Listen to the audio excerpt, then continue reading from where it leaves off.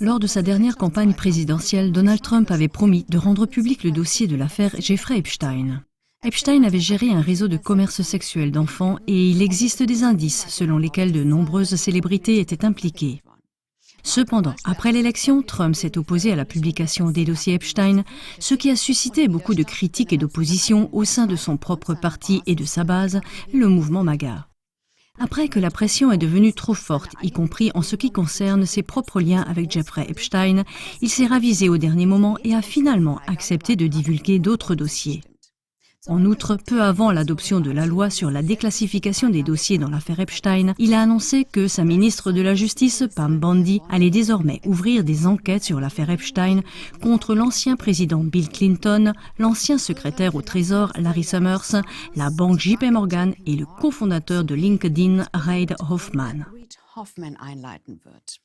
Bondi a alors fait appel à Jay Clayton pour mener à bien cette enquête.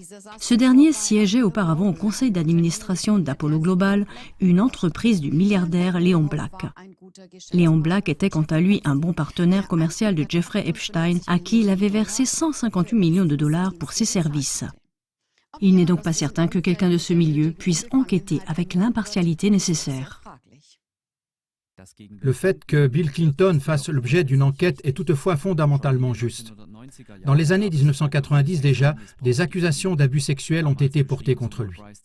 À l'époque, Brice Taylor et Cathy O'Brien ont tous deux décrit en détail dans leurs livres comment ils ont été torturés et soumis à des sévices rituels à des fins de conditionnement sous l'égide des agences de renseignement dans le cadre des programmes MK-Ultra. Ils ont décrit comment ils ont ensuite été utilisés par les services secrets, notamment auprès de Bill Clinton, pour lui faire passer des messages ou lui soutirer des informations, et comment dans ce cadre ils ont également été abusés sexuellement par ce dernier. Maria Farmer accuse également Clinton. Farmer et sa sœur avaient déjà été victimes du réseau de commerce sexuel d'Epstein en 1996. Maria devait également travailler à la réception de l'une des maisons d'hôtes d'Epstein et avait donc un aperçu explicite des personnes qui allaient et venaient. Bill et Hillary Clinton ont été vus par elle à plusieurs reprises. Elle a même qualifié les Clinton, tout comme le président américain Trump, de complices d'Epstein. J'ai nommé tout le monde, j'ai nommé Donald Trump. J'ai nommé tous ceux que je considérais comme des complices. Donald Trump, absolument les Clinton.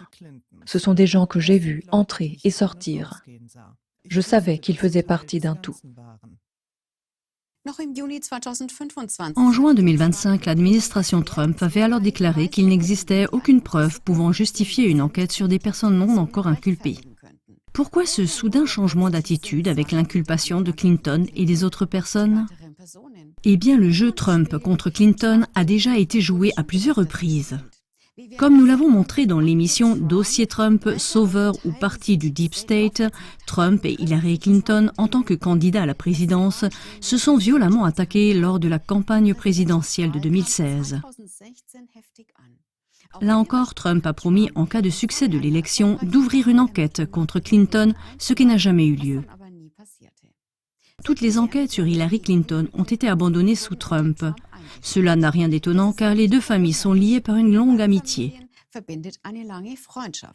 Ainsi, lors de la cérémonie de mariage de Donald et Melania Trump en 2005, Hillary Clinton était assise au premier rang.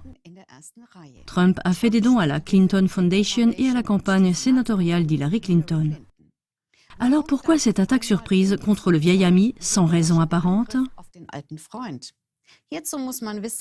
Il faut savoir que même après cette décision législative de déclassifier les dossiers Epstein, ceux-ci ne seront pas mis à la disposition du public de manière ouverte et complète. Là aussi, il y aura des caviardages et pour les réaliser, la ministre de la Justice, Pam Bondi, et son équipe disposent de 30 jours. Ces caviardages visent d'une part à protéger les victimes et les informateurs. Par ailleurs, il est désormais possible de retenir ou de caviarder du matériel qui mettrait en danger une enquête fédérale active ou une poursuite pénale en cours. Cela concernerait alors également Bill Clinton. Comme il fait l'objet d'une enquête, tout ce qui le concerne devrait être retenu.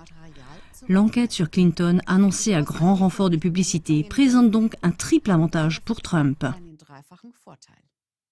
Premièrement, il peut ainsi détourner l'attention de son propre rôle dans l'affaire Epstein. Deuxièmement, Il peut jouer au héros pour ses partisans dans la lutte pour le spectacle entre la gauche et la droite, qui ouvre enfin l'enquête tant réclamée contre Clinton. Troisièmement, en même temps, il a ainsi la possibilité de mettre son vieil ami Clinton hors de la ligne de mire lors de la publication des dossiers Epstein, puisque rien ne peut être publié à son sujet en raison de la procédure en cours. Conclusion. Le célèbre lanceur d'alerte et auteur britannique David Icke, dont les analyses et les prédictions ont particulièrement fait mouche, n'a cessé de souligner que le grand spectacle de la lutte politique entre la gauche et la droite, ou entre les démocrates et les républicains, est une vaste escroquerie. Vous voyez, c'est la grande arnaque. En politique, il y a la gauche contre la droite. Et en arrière-plan, ils sont tous amis.